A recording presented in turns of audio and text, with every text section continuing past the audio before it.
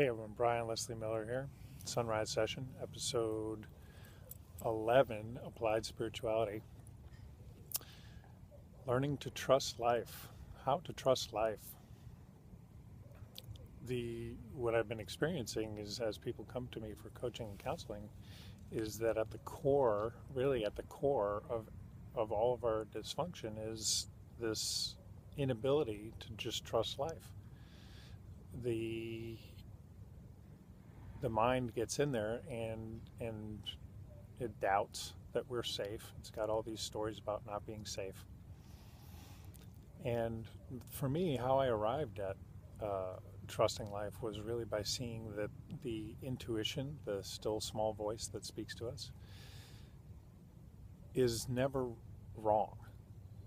But it doesn't even matter if you agree with that. The fact that it's benevolent, the fact that it's always kind of looking out for our highest good, and that it's that it's part of our experience, that there is an intuitive mind that speaks to us, and that it's looking out for us, trying to guide us to our highest good. That's one aspect that allows me to trust life. The other is seeing that really the whole experience is about love, and remembering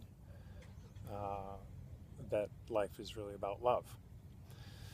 And love is unity, oneness. And I'll come back around to that. But if we can see that life provides us with lessons, and when we integrate the lesson, our quality of life improves. So say it's like, don't touch the red hot stove. As soon as I integrate that lesson, that type of pain no longer needs to be in my life. So when life is rattling our cage, when we don't integrate a lesson, by increasing the consequence, it's actually loving us into a higher state. So even the hard things in life are for us. So we've got two instances where life itself is really kind of looking out for our highest good. And then what also needs to be seen to ultimately trust and get to a place of being able to surrender into life at that level of trust is seeing through the apparent separation of things.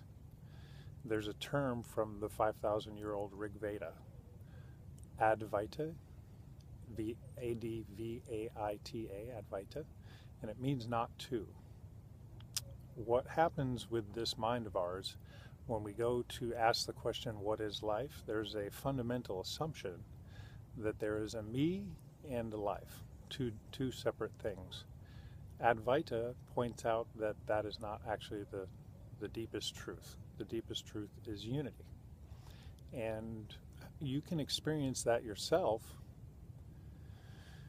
And it's why all of the religions and belief systems talk about stillness as being the kind of the dwelling place, if you will, of the Most High. When we come into the experience of being, when we come into stillness, when the mind is actually still, there is not any feeling of separation. That's why we love it so much. When we go on vacation, there's an experience of beingness, because we're not in the future, we're not in the past, we're very present, because it's a new experience to us. So our mind, it can't really tell a story about it from the past, and it's never been there before, so it can't tell you, what's going to happen either.